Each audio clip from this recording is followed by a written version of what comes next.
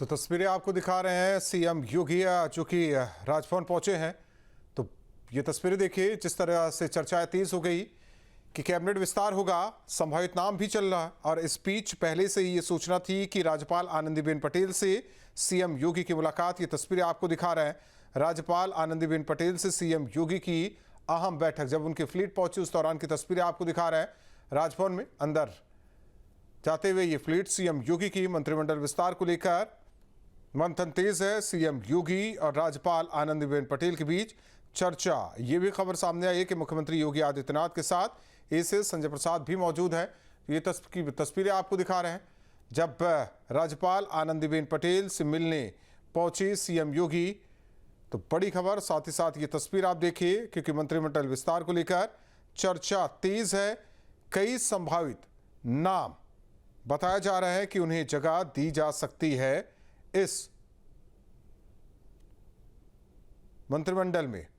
अविनाश सिंह हमारे साथ सहयोगी जुड़े हुए हैं। अविनाश, सीएम योगी राज्यपाल से मुलाकात करने पहुंचे हुए, हालांकि संभावित नाम भी चल रहे हैं, 6 ऐसे नाम जिन पर चर्चा तेज है, और यह भी अंदर खाने खबर है कि कल ही कैबिनेट विस्तार।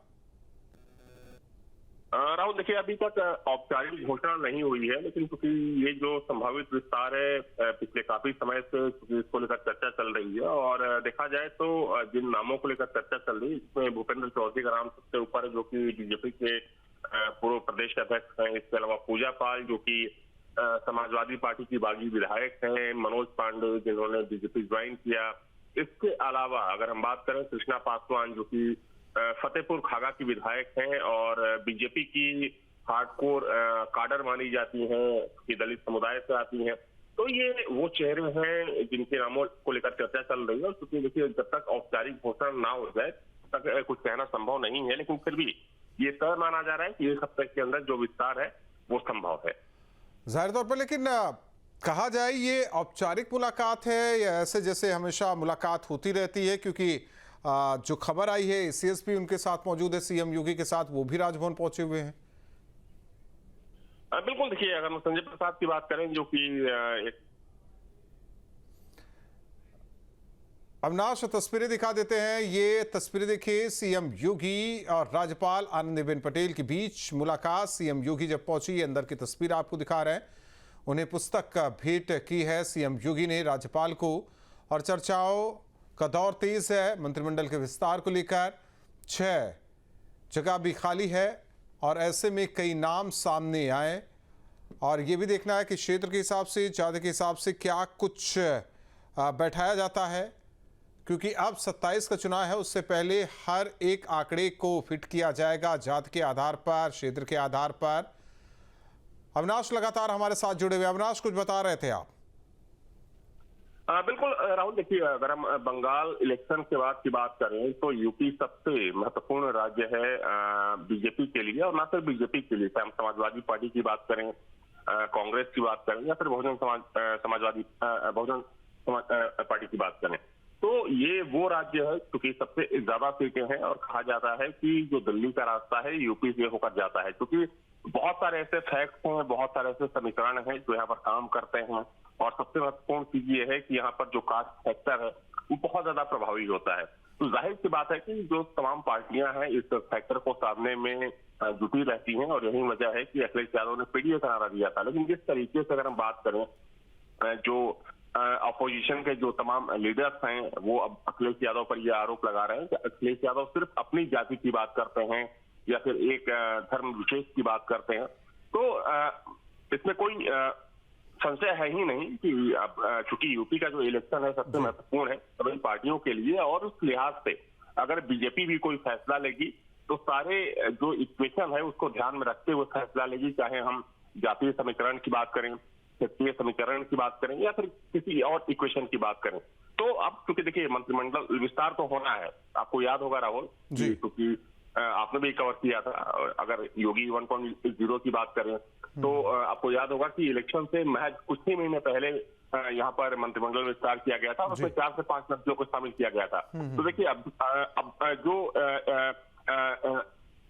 एक्सपेंडेशन होने वाला है उसमें भी मान के चलिए कि 4 से 5 जो मंत्री हैं वो शामिल किए जा सकते हैं, अगर कुछ मंत्रियों को बाहर निकाला जाए जिनको संगठन में भेजने की तैयारी है। अगर वो होता है तो हो सकता है कि ये जो संख्या है वो 6 से 7 हो सकती है, लेकिन अभी तक जो संभावना है वो 4 से 5 मंत्रियों की है और विस्तार जो है वो तय है।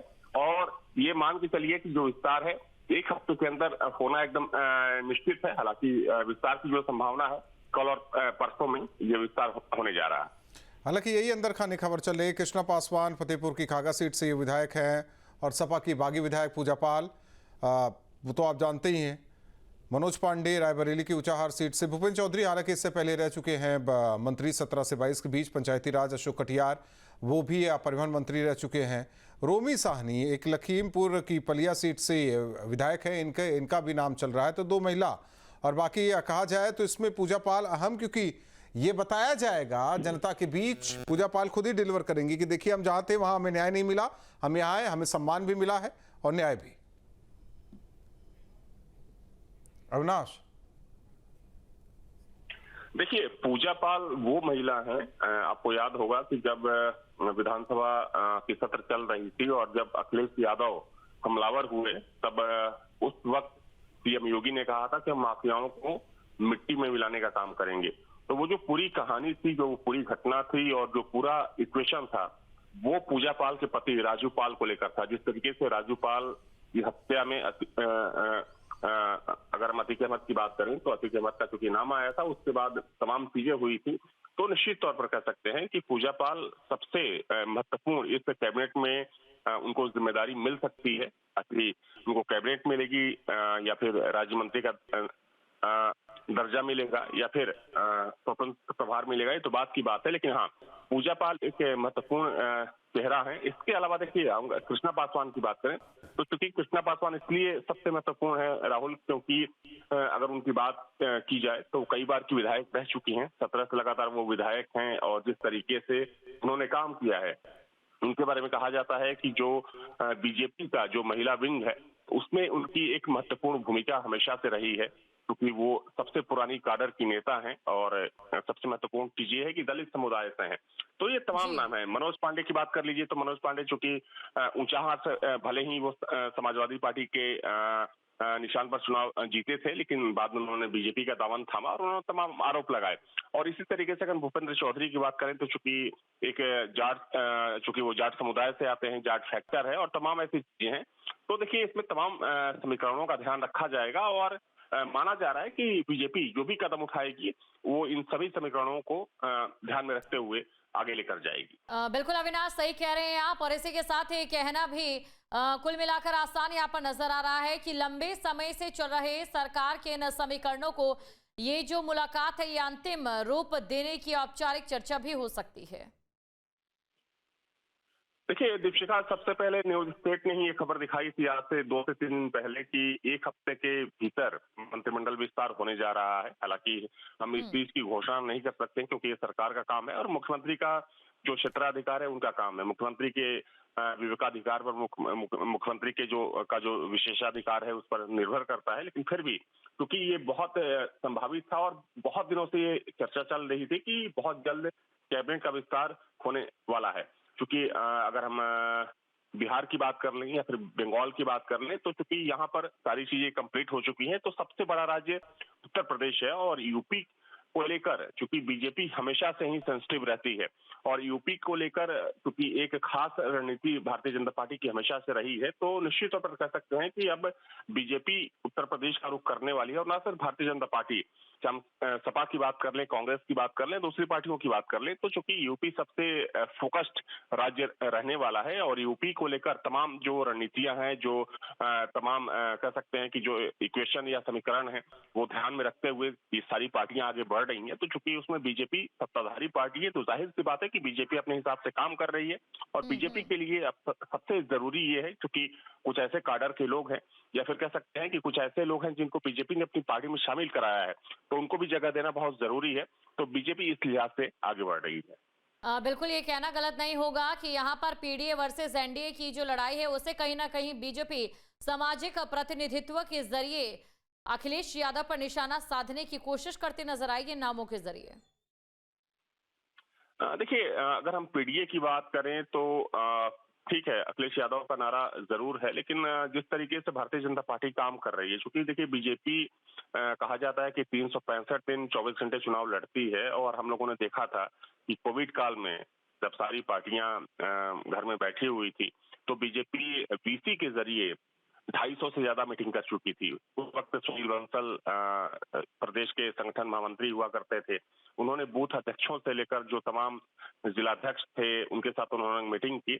तो बीजेपी एक अलग ढर्रे पर काम करती है। समाजवादी पार्टी की बात करें तो समाजवादी पार्टी एग्रेशन के साथ काम करती है। उसी एग्रेशन का नतीजा था कि समाजवादी पार्टी 22 में चुनाव हार गई, क्योंकि 22 के चुनाव से पहले समाजवादी पार्टी के कार्यकर्ताओं ने, नेताओं ने जिस तरीके से बयानबाजी की कि अगर हम आ जाएंगे, इस तरीके से बंगाल में हुआ, तो उसका नतीजा था। तो दूसरी पार्टियों को सबक लेने की जरूरत है कि इस तरीके की बयानबाजी से बचने की जरूरत है अब। और देखिए, अगर हम बीजेपी की बात करें तो बीजेपी एक खास रणनीति पे काम कर रही है, और आपने देखा जिस तरीके से बंगाल जैसे राज्य में, जो कि असंभव एक कह सकते हैं कि एक जीत की तरह था वो, चूंकि बीजेपी वहां पर जीत कराई, और ना सिर्फ जीत कराई बल्कि एक प्रचंड बहुमत के साथ आई।